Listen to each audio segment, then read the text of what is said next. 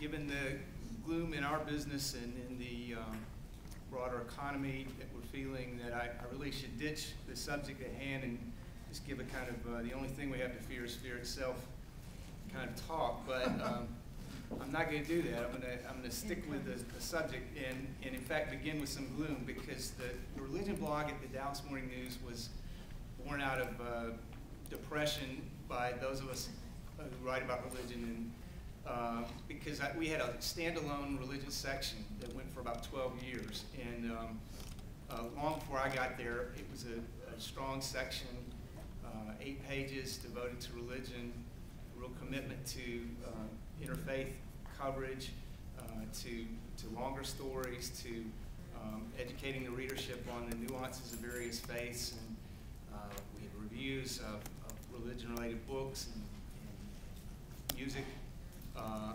Just a nice package that, as I say, was established long before I got there, so I don't claim any credit for it.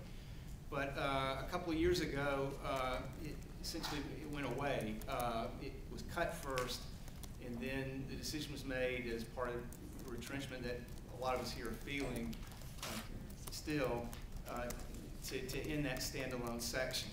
And so we knew it was going to happen, and those of us on the religious staff, 4 of us at that point, decided that maybe one way we could feel better about things would be to try a blog. And at that point at the Dallas Morning News, there were some blogs going, not very many. We were kind of part of the second wave.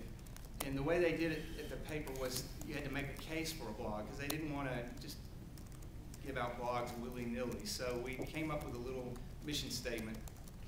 And then they said, well, what would you like to call the blog? And so we went to lunch and came back with all these really catchy names like Your Faith or Mine, and What the Faith, and What the? Looking for J and Big D and stuff like that. And so we sent those up, and then they came back and said, just call it a religion blog, but you can have one.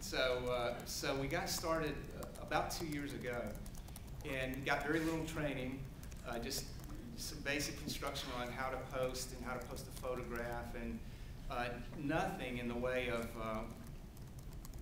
writing style or what's appropriate for the blog as opposed to a web story, as opposed to the newspaper.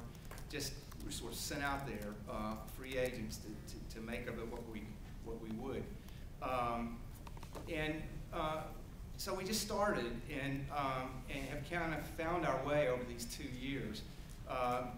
We did a little bit of marketing just in a very journalistic kind of way. People we would talk to, interviewing for stories, we would say, we've got this blog going. In our emails, we created a line that said, check out our religion blog. Things like just very basic, no expense things like that. And also just tried to talk it up as we went about in the community. And since then, we've kind of developed a philosophy of just local, national, world, just anything related to religion we're likely to put on there. We do have things as local and parochial as you know, an event at a church down the street, or an anniversary at the church, or pastor's anniversary. And then we might have, you know, a Q&A with a respected theologian, or you know, a court decision that bears on religion. We might run the full text on there if we can get it. We have lots of links. That became a thing to do, but sometimes we'll pose questions. We came up with a couple of features, a quote of the day. We had one of those every day.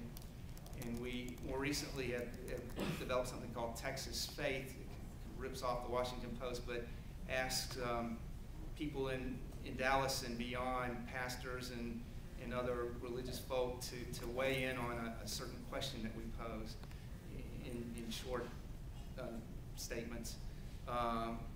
So we've just, as I say, just tried to find our way, and